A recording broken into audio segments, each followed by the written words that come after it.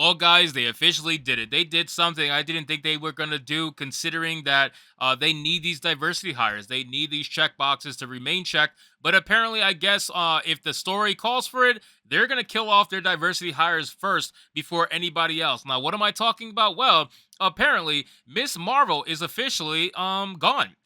Miss Marvel's death in Amazing Spider-Man number 26 upsets and baffles their woke fans, and they are now calling this racism. Yes, apparently, dark skinned characters or diverse characters are not subject to the same rules of the world of which they are placed in, like their white counterparts. They have to be able to be immune to death, they have to be able to be immune to struggles. They cannot face any of this stuff. Otherwise, that is racism. This is exactly what we've been talking about in terms of how terrible the American comic book industry is, and why in God's name you're trying to pander to them in the first place is beyond me. So let's get into this article, guys. But of course, before we do, just consider giving this video a like so you can push us out into the YouTube algorithm, and consider subscribing because we're trying to get to 18,000 subscribers before the end of the month. It says in April, Amazing Spider-Man writer Zeb Wells teased fans by claiming his issue number 26 will be so controversial that his editor told him not to do any comic conventions once his issue comes out. This announcement led fans to speculate Wells would be killing the beloved character Mary Jane,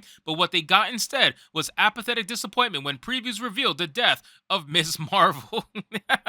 So they didn't kill the white girl. Everybody wanted them to kill the white girl, but they killed the brown girl instead. It says the announcement came as more of a whimper with a roar, with the issue originally solicited as being the most shocking issue of Amazing Spider-Man in 50 years. With the teasers Wells put in prior issues, Wells created a lot of misdirection which didn't apply to Miss Marvel at all, but foreshadowed Mary Jane, adding to the trauma in Spider-Man's mythos, joining the famous deaths of Uncle Ben and Gwen Stacy. Now, I don't blame him for necessarily doing that, because obviously you want to keep it a surprise, because it garners the most reaction, right? Everybody gets more hyped whenever they're genuinely surprised about something. But the fact that they're trying to claim that this is racism because they killed the brown girl is just ridiculous to me. Like, nobody has a problem with all these white people being fucking dead, but all of a sudden you want to kill a brown person or a black person. Now it's racism. Apparently they're completely immune to the rules of the world. Ridiculous. So it says Wells had done enough damage to Mary Jane as a character during the run, set up in issue number 1 where Mary Jane is shown with children from another man. Shocker. It's later revealed she was trapped in an alternate dimension where time moved at a different rate, and so she had her children and eventually came back. Peter, meanwhile, continued to follow her around like a sad puppy dog in one of the cringiest iterations of their relationship. So yeah, if you guys weren't aware, Peter officially got cucked now thanks to this number 1 issue, and a lot of people were complaining about it. I didn't do a video on it. I just didn't get time to. But yeah, it was a thing. Like, Peter Parker officially got cucked in issue number 1 of this series, and I'm sure it's only going to get worse from there. And the fact that they had him following her around like a little puppy is really just, it's just another attempt to emasculate a strong white straight male. That's all they're trying to do. It says it would have made sense for MJ to die, though writer Howard Mackey already pulled that trick back in Amazing Spider-Man Volume 2, number 13, having Mary Jane become a victim in a plane crash. When she was brought back, the editorial mandated the marriage be axed again with the notorious One More Day storyline, which many fans say ruined Spider-Man continuity forever. The reveal of the Mrs. Marvel death has been underwhelming after such a buildup of suspense. It comes across as a sales gimmick to get people talking about Kamala Khan before the movie The Marvel comes out later this year, which I agree.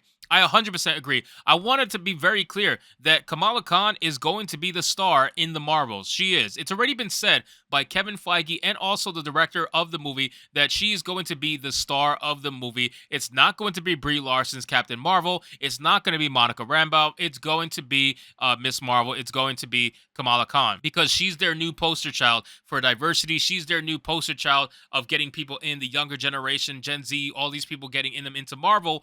That's who they're using to do so. It says because of the movie's imminent release, it's obvious the death won't be permanent. The Miss Marvel book is said to be continuing on through this death, which is leaving fans to scratch their heads as to why this story is happening. Miss Marvel's death in Amazing Spider-Man is also confusing, as Peter Parker and Kamala Khan don't have a long history together. They are not close as characters, and she is not involved in the Spider-Man mythos in any meaningful way, only having appeared in a handful of panels in the book prior to this. It further adds to the feel of a cheap publicity stunt with the issue. I think it is. I truthfully think that this is a publicity stunt all day long. It doesn't feel like anything else other than that. It feels very disingenuous. It feels like it doesn't belong, and they're doing it because, again, Miss Marvel is going to be a big part of the Marvels coming up in the movie theaters.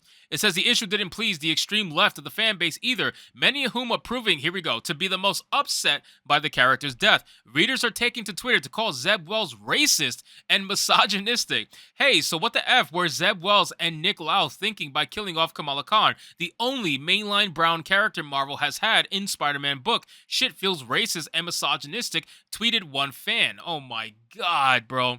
Imagine thinking to yourself throughout the entire time that this is racism, right? Like you see everything through the eyes of race, and it is truly, truly pathetic. Like you're talking about a comic book character, right? You guys say all the time, this shit is not real. It doesn't exist and it doesn't matter, right? So if we say this stuff doesn't matter, why are you then applying real world insults, real world terrible words to real world people based on what they do in a character that doesn't matter in a comic book? So apparently these characters do matter, right? So if they do matter, to make you call someone racist and sexist and misogynistic, clearly the origins of the character matter, their representation matters, all this stuff, and that goes for white characters as well. But they don't want to have that conversation because when it comes to race swapping characters, they want to always tell you it doesn't matter because it benefits their narrative. But then God forbid you do something to a brown character, all of a sudden the world is ending.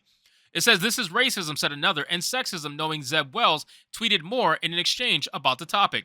Another accused the company of fridging the character, writing, notice how Peter effing Parker is the one in the center, as if he's the one suffering the most, not her parents or friends or actual mentors. Peter Benjamin Parker. Fringing on one of your most popular female characters in 2023 is a new low, Marvel. Justice for Miss Marvel. Imagine being mad that one of the most important characters to Marvel is the center of this actual comic book cover. Like, just imagine being mad about that. Like, you're not mad about anybody else being sidelined. Mind you, Peter Parker's in the middle, but Miss Marvel's still at the top in the biggest. She's the biggest on this entire comic book. It's not Spider-Man. He's pretty close, but she is definitely, by and large, prominent on the comic book. She's at the top. This is where everybody reads from the beginning on down, so she's the first one that you are meant to see. It says more readers are pointing out that this isn't even the first time Kamala Khan has been killed in a Spider-Man comic. She was killed in Miles Morales' version of the character, and Miles brought her back to life. But not everyone is upset by the death. Veteran comic artist Ethan Van Sciver couldn't be happier, tweeting, hooray, Kamala Khan, aka Miss Marvel, the worst character Marvel Comics ever excreted,